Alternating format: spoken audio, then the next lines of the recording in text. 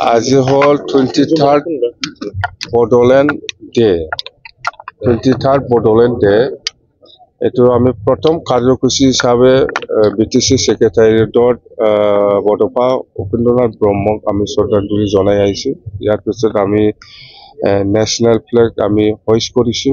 ইয়াৰ পিছত আমি এতিয়া 2624 যিটো মাৰ্চাৰ্ছ সিহঁতক আমি শ্ৰদ্ধাঞ্জলি জনাই আছো। ইয়াৰ পিছত আমাৰ ৰাজহুৱা মিটিং হ'ব। যেন হওক এইটো যিটো বিটিসি চুক্তি সেইটো ঐতিহাসিক চুক্তি, কনষ্টিটিউচনেল, আৰু সবে জানে এই বিটিসি চুক্তিৰ দ্বাৰা দি বিটিসি অঞ্চলত কি হৈছে হোৱা নাই সবে জানে, মই ক'ব লগা একো নাই। আৰু এই চুক্তিত সকলো জাতি জনগোষ্ঠীৰ অৱদান আছে, সেইটো সবে জানে। আমি সকলো জাতি জনগোষ্ঠীৰ পৰা সঁহাৰি পাইছো, অসমীয়াই হওক, বেংগলী হওক, নেপালী হওক, ৰাজবংশী হওক বা আদিবাসী হওক বা নাথযোগী হওক বা সত্যধৰে হওক, সকলো জাতি জনগোষ্ঠীৰ পৰা আমি সঁহাৰি পাইছো, সহায় পাইছো। সেইকাৰণে আমি 2003 চনত 10 ফেব্ৰুৱাৰীত সেই চুক্তিটো আমি কৰিব পাৰিছো আৰু সকলোৰে অৱদান আছে। আৰু এই চুক্তিৰ দ্বাৰা দি আমি বিটিসি অঞ্চলত কি কৰিব পাৰিছে পৰা নাই সবে জানে, আৰু আমি সবকে সন্মান কৰো। আৰু ভৱিষ্যত যাতে আমি আকৌ ইয়াতকে আৰু যাতে বেছি কাম কৰিব পাৰে তাৰ কাৰণে আমি ভগৱানৰ ওচৰত, ঈশ্বৰৰ ওচৰত, আল্লাহৰ ওচৰত মই প্ৰাৰ্থনা কৰিছো। কথা সেইটোৱে, ৰাজনীতি একো নহয়। 2025ত বিপিএফ দল হিচাপে অকলে নিৰ্বাচন খেলিব আৰু বিপিএফে চৰকাৰ গঠন কৰিব। এইটো 100% খাটাং। ইয়াত কোনো শক্তিয়ে আমাক ৰখাব নোৱাৰে। বিটিসি চুক্তিৰ পিছত বিটিআৰ চুক্তি আৰু পুনৰ হৈছে। বিটিআৰ চুক্তিত এইটো একো নাই, এইটো পিচ এগ্ৰিমেণ্ট।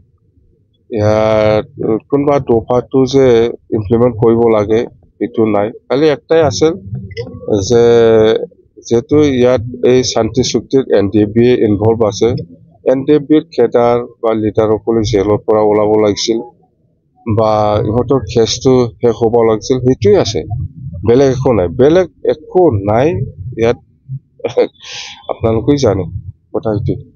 GSPৰ লগত কিবা বুজাবুজি হৈছে নেকি? কাৰো লগত বুজাবুজি হোৱা নাই, আমি আলোচনা কৰিম। GSP যদি আমাক সহায় কৰিব বিচাৰে আমি আদৰি ল'ম, বাছ।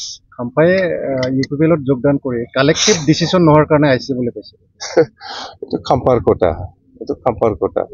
আজিৰ দিনত 15 বছৰ 17 বছৰ আমি চৰকাৰ চলাই আহিছো একেলগে, খাম্পাৰ কথা এইটো। খাম্পাই বা কি চিন্তা কৰি গৈছে, মুঠতে খাম্পায়ে আমাৰ কাৰণে যে কিবা হাৰ্ম কৰিব পাৰিব সেইটো মই কেতিয়াও ভাবা নাই। একো কৰিব নোৱাৰে, একো কৰিব নোৱাৰে, একো কৰিব নোৱাৰে। মই আছো স্যাৰ, যেহেতু কৈছে কিবা যোগাযোগ আছে, প্ৰমোদ বড়ো যোগাযোগ নেকি স্যাৰ তেওঁলোকে কাৰ লগত তেনেকে দলৰ মাজতে একো আনিব নোৱাৰে, একো আনিব নোৱাৰে, একো নহয়।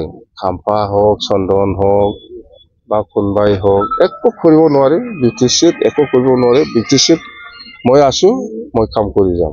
আৰু ৰাইজ আছে, কাকো ভয় কৰা মানুহ নহয় মই।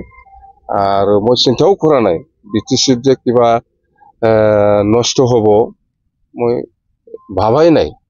খাম্পা কৈছে কিবা ক্ষতি হ'ব নেকি, চবে ভাবি আছে, কিন্তু ক্ষতি নহয়। আৰু খাম্পাটো মই কৈছো, প্ৰমোদে মোৰ লগত যোগাযোগ কৰিছিল, হয় এইটো লৈ যা বুলি কৈছো মই। সেইটোৱে স্যাৰ, এতিয়ালৈকে 2 লাখ এপ্লিকেশ্যন কৰিছে।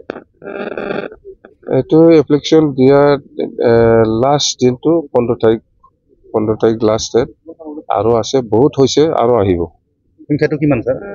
সংখ্যাত 40টা সমষ্টিত 120 হৈছে, 120 হৈছে। তাৰ আগতে 17টা পাই চৰকাৰ কৰিব পৰা অসুবিধা হৈছিল, এইবাৰ সিচুৱেশ্যন সব সময় একে নাথাকে।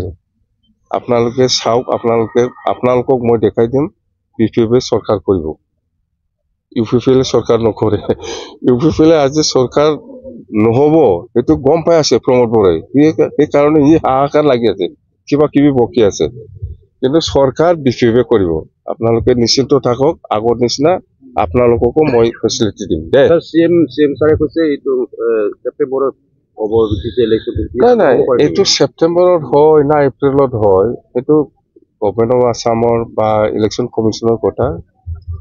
ছেপ্টেম্বৰ হলেও বিপিএফে চৰকাৰ বনাব, এপ্ৰিল মাহত কৰিলেও ইউপিপি চৰকাৰ কৰিব সেইটোৱে স্যাৰ আপোনাৰ আকৌ CLA বা নাই নাই নাই যাব পাৰে মইতো যোৱা নাই না